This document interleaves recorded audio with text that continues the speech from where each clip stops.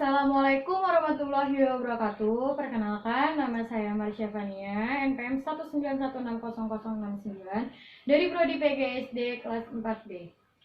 Baik, di sini saya akan menjelaskan bab 6, yaitu tentang Lampung masa Hindu-Buddha. Di sini saya akan menjelaskan yang B, yaitu sistem kenegaraan dan pemerintahan. Dengan munculnya kerajaan Sriwijaya, maka nama tulang bawang tidak dijumpai lagi dalam kronik Cina. Kerajaan Sriwijaya timbul pada tahun 683 Masehi sebagaimana diketahui dan prasasti kedudukan bukit di Palembang, Nusantara bagian barat. Pada masa kerajaannya, dengan ditemukannya prasasti Palas Pasemah di Lampung Selatan dekat Kalianda, bahwa daerah Lampung dijadikan basis untuk menguasai Pulau Jawa. Prasasti Palas Pasemah ini telah berhasil dibaca dan diterjemahkan oleh Prof. Bukhori, arkeolog di Indonesia pada tahun 1968. Prasasti ini memakai aksara Pallawa dan berbahasa Sanskerta. Diketahui bahwa isi atau tulisan di prasasti pada Pasemah tersebut memuat berupa kutukan bagi mereka yang tidak patuh atau tunduk terhadap raja. Kerajaan Sriwijaya, prasasti Palas Pasemah ini terletak tidak jauh dari pantai. Batu bersurat tersebut ditemukan di pinggir sungai kecil yang dikenal dengan nama Sungai Palas, dan tempat tersebut dinamakan Kampung Palas Pasemah. Batu tertulis ini ditemukan di daerah pendalaman sebelah barat bagian selatan. Lampung prasasti ini telah diambil tahun 1934 dan dijadikan koleksi Museum Nasional di Jakarta.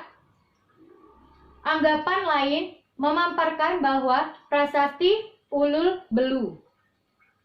Prasasti Ulul Belu adalah salah satu dari prasasti yang diperkirakan merupakan peninggalan kerajaan Sunda dari abad ke-15 Masehi.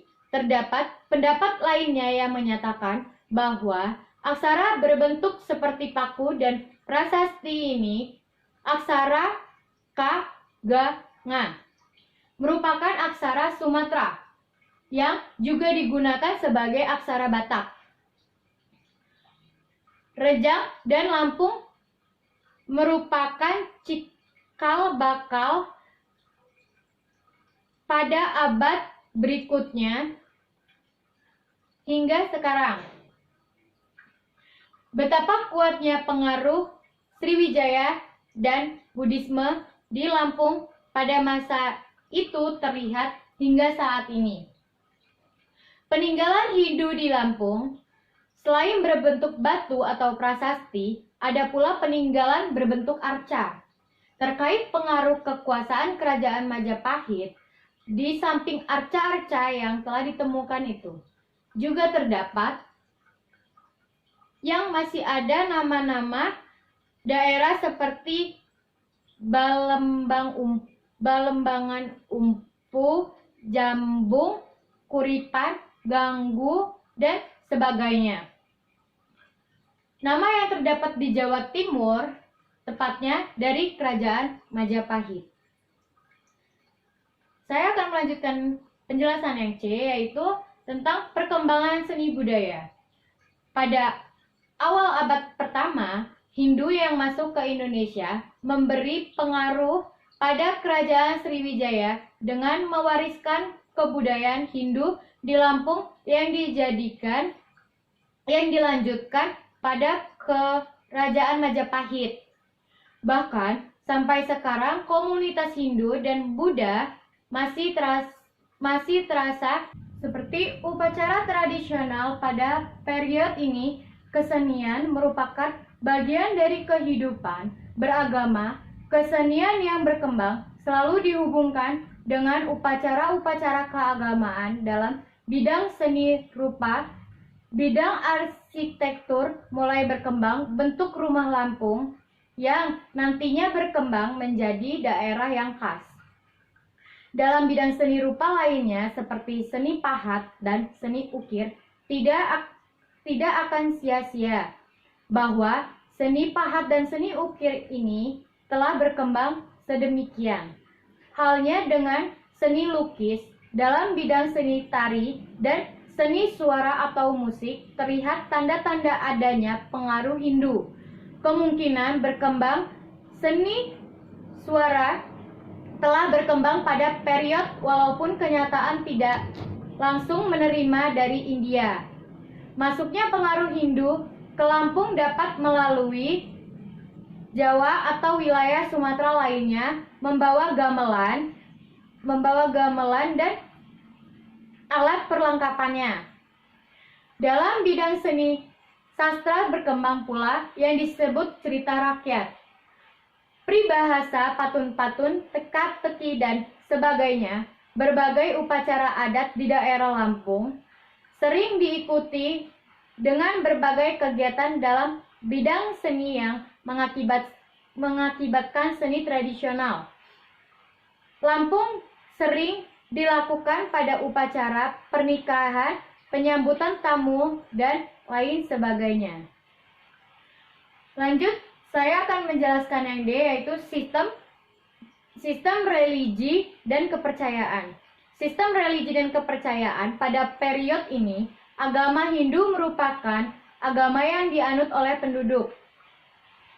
Kemudian masuk pula pengaruh agama Buddha yang berkembang melalui kerajaan Sriwijaya, bermacam-macam peninggalan Hindu dalam bidang kerohanian. Hindu dalam bidang kerohanian berkembang, misalnya kebiasaan memperingati arwah orang yang mati, seperti peringatan hari ketiga, ke-7, ke-40, ke-100, dan ke-1000. Agama yang dianut adalah perpaduan antara Buddha dan Siwa yang disebut aliran Bhairava. Adapun peninggalan zaman Hindu dan Buddha yang ditemukan di sekitar Taman Purbakala, Punggung Raharjo antara lain arca Bodhisattva, arca tipe Polinesia prasasti bungkuk, mata uang Cina, dan keramik. Sementara peninggalan dari zaman Islam dibuktikan dengan ditemukannya prasasti Dalung. Perkembangan agama ini tidak lepas dari agama yang dianut oleh pimpinan negara. Lampung merupakan wilayah di kerajaan itu,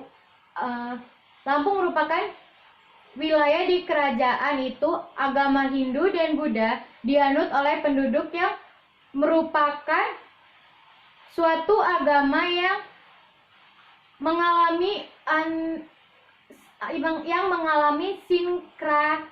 sinkralisme sejak zaman Kertanegara pendahulu Raden Wijaya. Sampai akhir periode ini, Hindu dan Buddha memegang peranan dalam kehidupan masyarakat.